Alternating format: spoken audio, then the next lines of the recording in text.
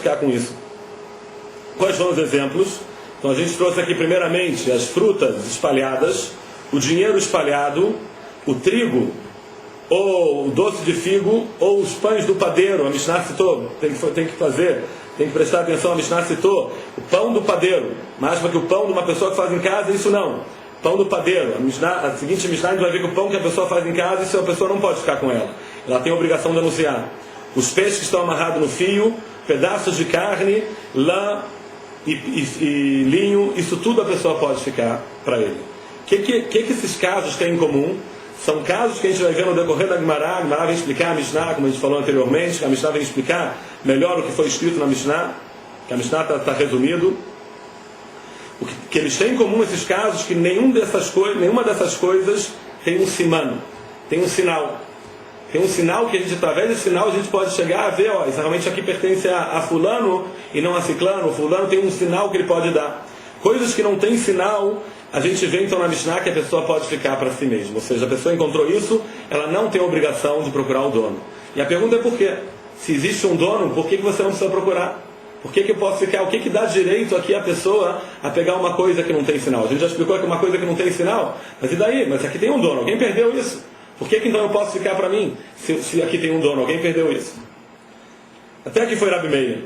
Rabi Uda, depois ele disse, veio acrescentar, que aparentemente a gente tem uma discussão entre Rabi Uda e Rabi Meir na Mishnah, que Rabi Uda sustenta que toda coisa tem uma coisa estranha nela, então essa é uma coisa que é considerada que sim é um sinal e faz com que a pessoa que encontrou agora tenha a obrigação de devolver. 2 exemplos que Rabi Uda deu para isso.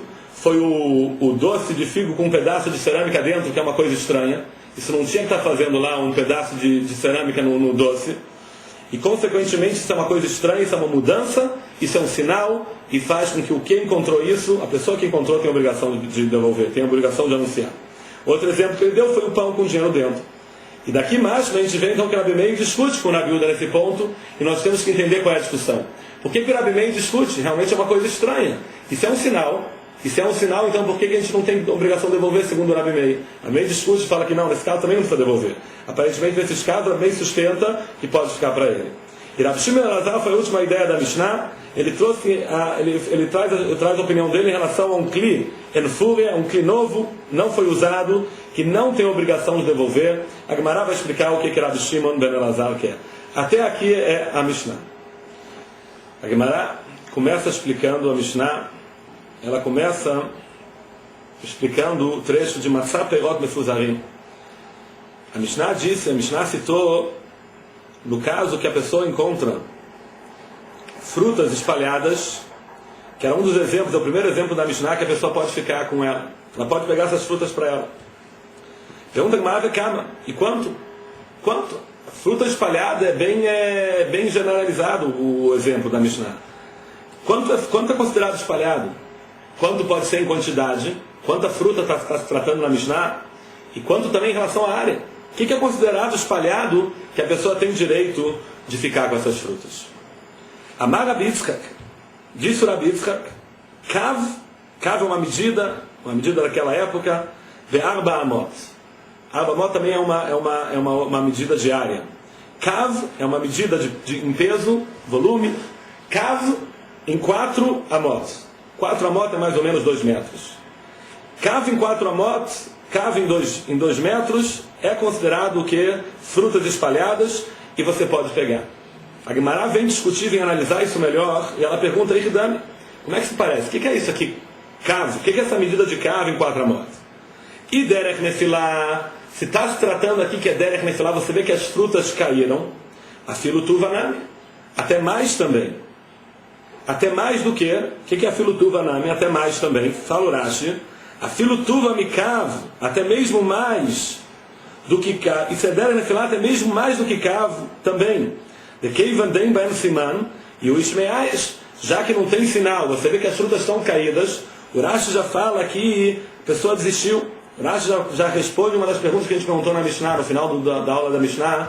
A gente perguntou o que dá direito à pessoa que encontrou uma coisa sem sinal, por que ela pode ficar com ela? Porque ela pode, tem um dono isso aqui, o dono caiu de alguém, pertence a alguém. O Rashi já fala o que é. Você vê aqui que o que é uma coisa sem sinal, a pessoa desiste. A pessoa desiste disso.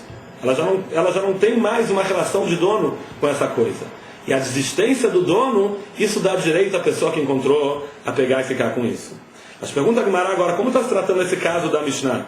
Esse caso da Mishnah que está falando aqui de frutas espalhadas. Se está se falando que as frutas estão caídas, você percebe, você vê que caiu da pessoa. Então a pessoa perdeu isso. Qual a diferença? Então até mais de caso também. Isso aqui é uma perda. E o cara perdeu uma coisa que não tem sinal, ele desiste. Qual a diferença se é um cavo, se são dois cavos? Se é uma medida que é o dobro da medida que está citando aqui.